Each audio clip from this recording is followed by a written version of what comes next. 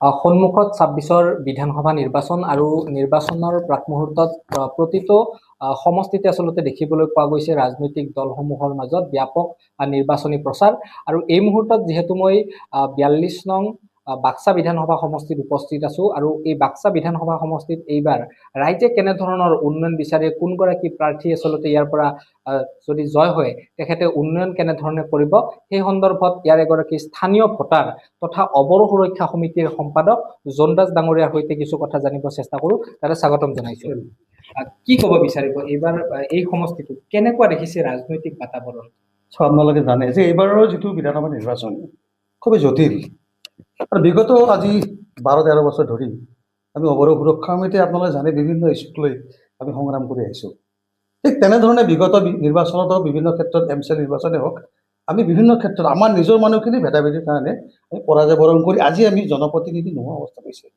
তো মই ভাবোঁ যিহেতু আমি এইবাৰ ঐক্যবদ্ধ হৈছোঁ, আমাৰ মাজতে বিভিন্ন দল সংগঠন বা MP নৱকুমাৰ শৰণীয়া গণৰক্ষা পাৰ্টিৰ মাজতে বিভাজন আছিলে।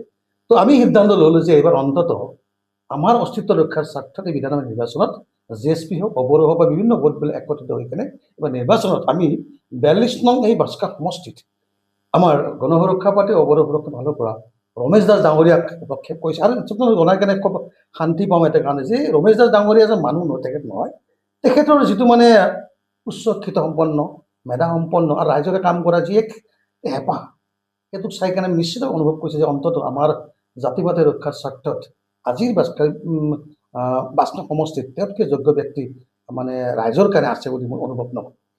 NDA মিত্ৰজোঁটৰ BPF ইয়াত প্ৰাৰ্থিত্ব প্ৰক্ষেপ কৰিছে। আনফালে যদি চাব যোৱা যায়, পূৰ্বৰ মচলপুৰ পৰিষদীয় সমষ্টিৰ যিগৰাকী MCLA ৰাকেশ ব্ৰহ্ম তেখেতে এইবাৰ পুনৰবাৰ UPPLৰ পৰা বাক্সা সমষ্টিত প্ৰতিদ্বন্দ্বিতাত নামিছে। এইবাৰ কেনেধৰণৰ প্ৰাৰ্থী আছে, কি ক'ব এই সন্দৰ্ভত? ৰাকেশ ব্ৰহ্ম হওক বা BPFৰ যিগৰাকী প্ৰাৰ্থী তেখেতৰ সপক্ষে আছে। চাওক, আপোনালোকে জানে যে ৰাকেশ ব্ৰহ্ম ডাঙৰীয়াৰ যিবিলাক বিহেভিয়াৰ সমষ্টিবাসী ভালকে জানে। নমিনেশ্যন দিয়াৰ দিনাখন ৰাকেশ ব্ৰহ্ম ডাঙৰীয়াই আপোনালোকে দেখাই পাইছে যে কি কৈছে, মোৰ বিয়া আজি। ঠিক তেনেকৈ সেই কোৱাৰ আধাৰতে আমি কৈছিলোঁ যে তেখেতৰ বিয়াখন অবৈধ বিয়া, কাৰণ এজন পত্নী থকাৰ পিছত ৰাজহুৱাভাৱে তেওঁ এখন বিয়া পাতিব গৈছে। আইনীভাৱে জানো বিয়াখন মানে বৈধতা আছে? তেওঁৰ আগত আচলতে তেওঁ এখন FIR দিব লগা হৈছে। তেওঁৰ পত্নী থকাকে ডিভোৰ্চ নিদিয়াকে আকৌ বিয়া কৰিব গৈছে ৰাজনীতিৰ নামত। সেইজন ব্যক্তিৰ দ্বাৰা সমাজ ব্যৱস্থা কি হ'ব পাৰে কওকচোন? আজি মই ৰাকেশ ব্ৰহ্ম ডাঙৰীয়াৰ কথা এটা কওঁ যে আজি A block, B block, C ব্লকত UPPL চৰকাৰ থকাৰ সময়ত সেই দীঘল নোৱাত ৰাজহুৱা মিটিঙত প্ৰমোদ বড়ো ৰাকেশ ব্ৰহ্ম কৈছিল যে আজি মই বেংক পাতি বজাই কেনে মই নাচিব ইচ্ছা কৰিছিল, কিয় যে প্ৰায় এই মাটিখিনি পাত্তা দিব গৈ আছে। সেই ৰাকেশ ব্ৰহ্ম ডাঙৰীয়াক আজি প্ৰশ্ন কৰিব খোজোঁ, আপোনাৰ 5 বছৰীয়া UPPL চৰকাৰে A ব্লক, C ব্লক বা যিখিনি মানুহ আছে এই মানুহখিনি পাত্তা আপোনালোকে দিলেনে?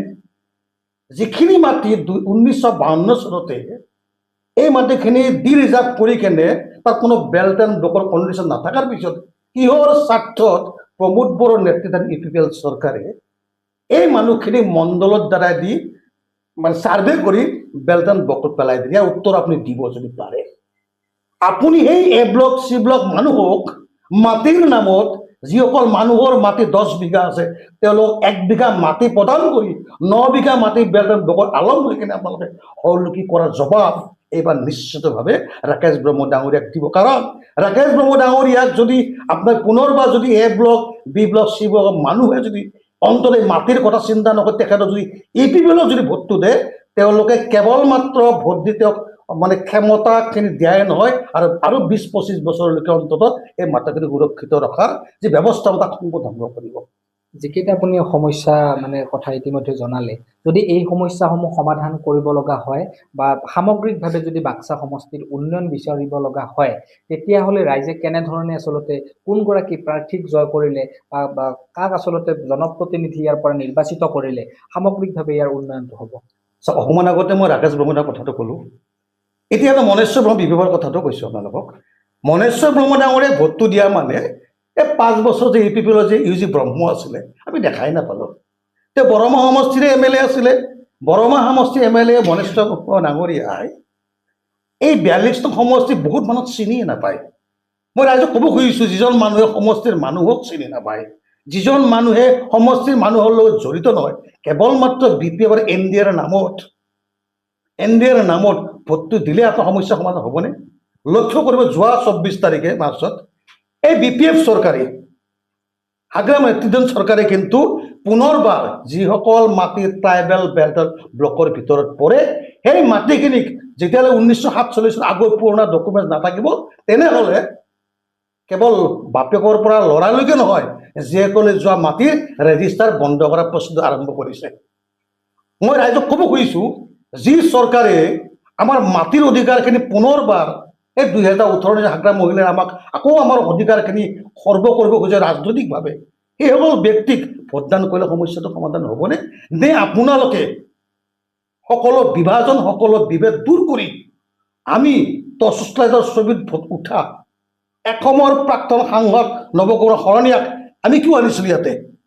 আমি যিটো নিৰাপত্তাহীন পৰিৱেশ পাইছিলোঁ তাৰ পৰিত্ৰাণ বিচাৰি আমাৰ মাটিৰ অধিকাৰখিনি, আমাৰ ভাষাৰ অধিকাৰখিনি সুৰক্ষিত কাৰণে, কোনো বড়োৰ লগত কাজিয়া কৰাৰ কাৰণে আমাৰ সংঘাত নহ'লে আজি আমি বড়ো কৰা বুলি কয়, আমি বড়োৰ বিৰুদ্ধে নহয়, চিষ্টেমৰ বিৰুদ্ধে। আৰু সেই চিষ্টেমটো কোনে পৰিচালনা কৰিছে? কোনোবা প্ৰমোদ বড়ো, কোনোবা ৰাকেশ ব্ৰহ্ম, কোনোবা AG ব্ৰহ্ম, কোনোবা হাগ্ৰাম মহিলাৰে। স্পষ্ট কৰি দিছোঁ যে BTCৰ লগতে এই 42 নং সমষ্টিৰ ৰাইজে এটা কথা স্পষ্ট কৈছোঁ, যিসকল ব্যক্তিয়ে জাতিবাদী ৰক্ষাৰ স্বাৰ্থ সংগ্ৰাম আৰম্ভ কৰিছিলে, তেনেকুৱা ব্যক্তিৰ দ্বাৰা উচ্চ শিক্ষিত মেধাসম্পন্ন ৰমেশ দাস ডাঙৰীয়া অন্তত হীৰা হৰণীয়া কি কৰিছে বাদ দিয়ক না, গণ সুৰক্ষা পাৰ্টি কি বাদ দিয়ক না, জোনবেছে কি কৰিছে বাদ দিয়ক না, অবৰে কি কৰিছে বাদ দিয়ক না, অন্তত ৰমেশ দাস ডাঙৰীয়াক আপোনালোকৰ জাতিৰ ভাই বুলি কৈ তেওঁ ভোটদান কৰি আমাৰ এই বিধানসভা মসনদত অন্তত এই ৰাকেশ ব্ৰহ্ম, মনেশ্বৰ ব্ৰহ্ম, সুবিধাৰ নিচিনা মানুহক এটা প্ৰত্যাহ্বান দিবৰ কাৰণে অন্তত 9 এপ্ৰিল আপোনালোকে টচচি ভোটদান কৰি এই সমষ্টিক উদ্ধাৰ কৰাৰ চেষ্টা কৰক। এয়া আছিল আচলতে জন দাস। তেখেতে আগন্তুক 42 নং বাক্সা বিধানসভা সমষ্টিত সামগ্ৰিকভাৱে যদি উন্নয়ন কৰিব লগা হয় বা ৰাইজৰ যদি সম উন্নয়ন কৰিব লগা হয়, তেতিয়াহ'লে কাক ভোট দিব লাগিব বা কেনেধৰণে ৰাইজে নিৰ্বাচিত কৰিব লাগিব ইয়াৰ জনপ্ৰতিনিধিগৰাকীক, আৰু এই অঞ্চলৰ ৰাইজে, এই সমষ্টিৰ ৰাইজে কেনেধৰণৰ সমস্যা আচলতে সন্মুখীন হৈ আহিছে, এই সমস্যাসমূহৰ সামগ্ৰিক সমাধান কেনেধৰণে কৰিব পাৰিব, সেই সন্দৰ্ভত তেজাছ লাইভৰ জৰিয়তে কিছু মন্তব্য প্ৰকাশ কৰা পৰিলক্ষিত হয়।